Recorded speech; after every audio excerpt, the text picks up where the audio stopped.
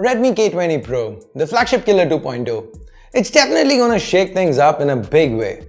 But what does this mean for OnePlus? More specifically, the OnePlus 7.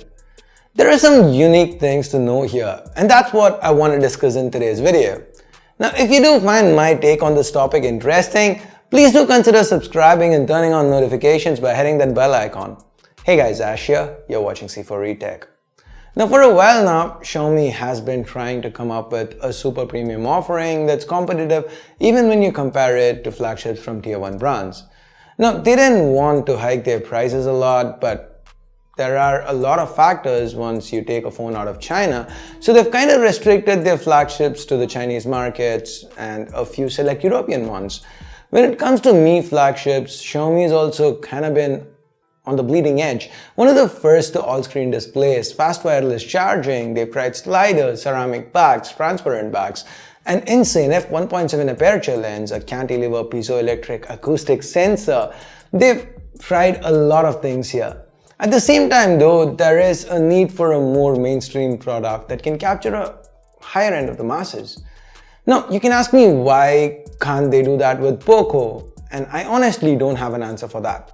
But with the Redmi brand that they've recently spun off into a separate entity, well, they are looking to capture certain markets. Now with the Redmi K20 Pro, that is exactly what they've done.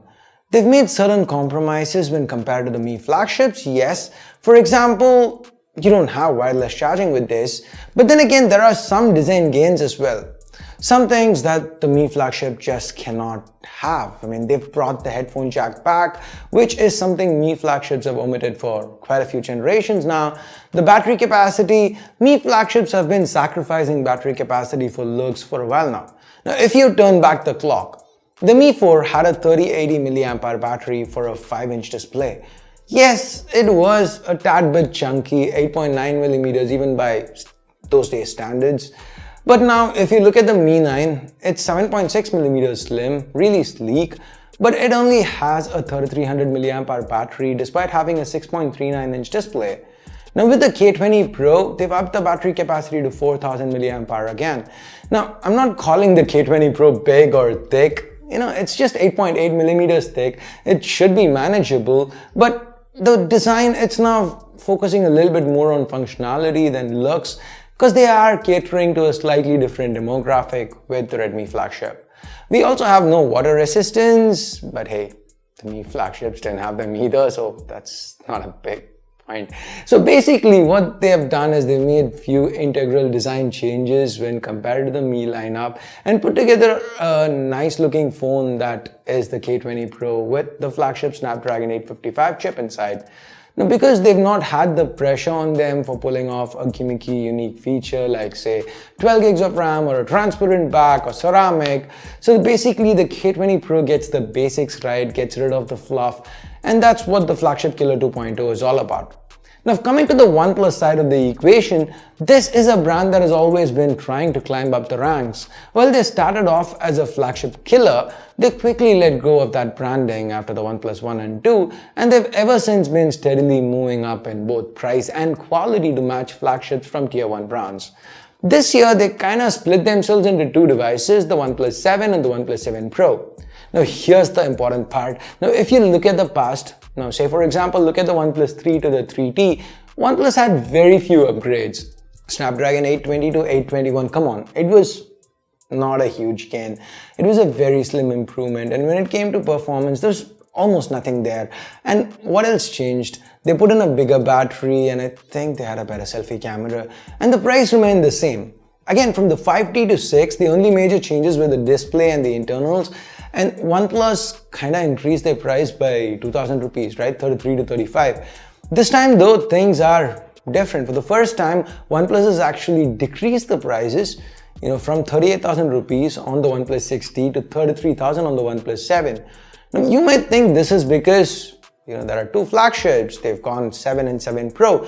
But if you think about it for a second, the OnePlus 7 Pro at 49 and the OnePlus 7 at 38 would still have made sense. After all, if you compare with the 6T, the internals have been bumped up from 845 to 855, and if that wasn't enough, The cameras have also been upgraded, 48 megapixel IMX 586, the sensor of choice for most flagships in 2019. Even if you look at the Honor View 20, one of the first premium flagships to come to India with the IMX 586, that launched at 38,000 rupees.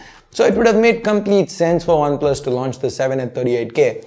But they kind of seem to have anticipated Redmi or Xiaomi to come out with something like the K20 Pro or maybe the Poco F2, and let's cheekily say they kind of did do the math and priced the OnePlus 7 at 33K.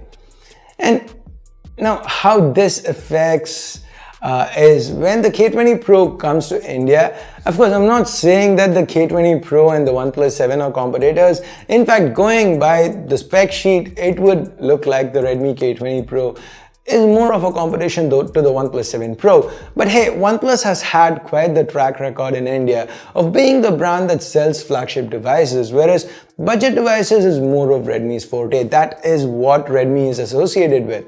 Now, we've seen in the past that people are okay paying 30,000 plus for a OnePlus phone, but they're not so sure about spending that much money on a Xiaomi phone. So that's why the Mi Mixes have kind of failed in India.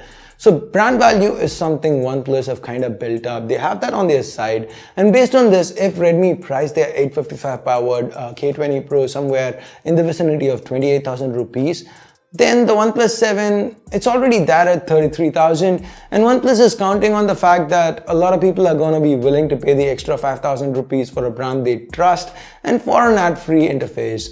After all, when it comes to ad-filled MIUI at 28,000 versus an ad-free Oxygen OS at 33, people might kind of be swayed towards OnePlus.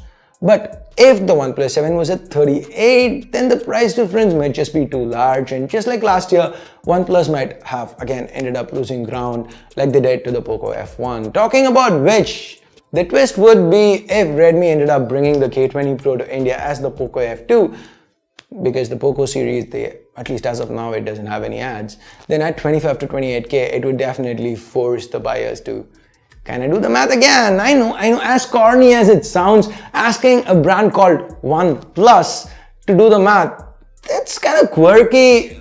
I don't know, it just kind of feels weird and I kind of like saying it. Anyway, yeah, this is how the Redmi K20 Pro affects OnePlus and the OnePlus 7. Now the ball is in Redmi's court, how they decide to price the K20 Pro, how they brand it, how they bring it to other markets. All that amounts to how the phone actually performs. Outside of India, in Europe, it depends on how Xiaomi tackles the problem. There are some rumblings about how they might be bringing the K20 Pro to select markets in Europe as the Mi 9T, so they can rustle some feathers in what has traditionally been a stronghold for OnePlus. And in the US, well, I don't think Xiaomi can break into that market anytime soon, so that is gonna be advantage OnePlus for now. So again, these are just my opinions. For now, it seems quite interesting to see how these two brands are gearing up for battle against each other. The original flagship killer brand versus the current one that holds the flagship killer 2.0 title. And I thought you guys would find this story interesting as well. Do let me know if this perspective is something that interests you. Do you want me to do more opinion pieces like these? A different take on what's happening in the industry apart from the regular slew of unboxings, hands-on videos and so on. Let me know in the comments down below. And while you're down there, also do check out our giveaway, our link to the giveaway of the Redmi K20 and K20 Pro. Yep, that's happening. If you've missed out on that, go ahead, check that out.